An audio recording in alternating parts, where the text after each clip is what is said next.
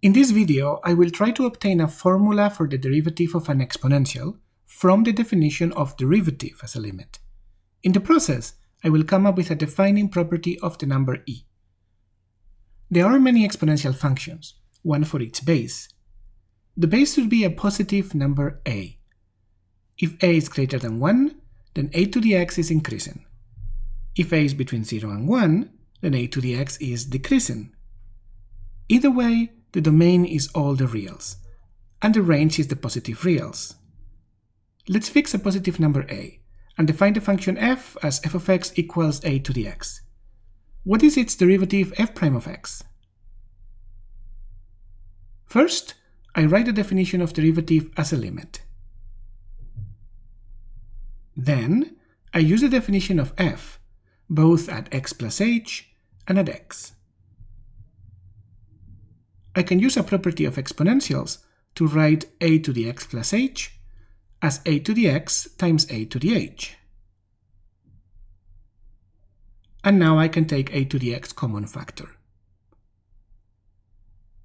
Let's pause for a moment. For the purpose of the limit, the variable is h. This term, a to the x, does not depend on h. So for the purpose of the limit, it is just a constant, and I can take it out of the limit. Look what happened. The limit no longer depends on x. It still depends on a, but only on a.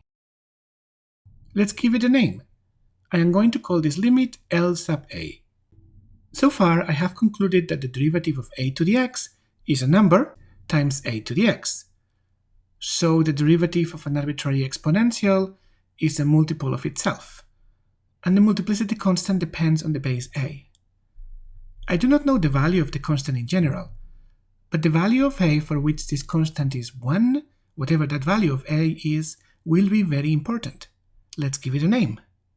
We define e to be the only number for which this limit is 1. Or equivalently, e is the only number that satisfies that the derivative of e to the x with respect to x is itself. So far, I have pretended that everything was working fine, but if we want to be rigorous, there are a few issues with this derivation. First, I have been assuming this limit exists, but I have not proven it. A priori, this limit might not exist, and then the function would be non-differentiable.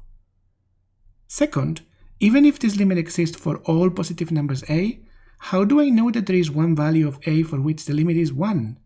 I could need to prove that. And third, if I am being really rigorous, there is an even bigger problem.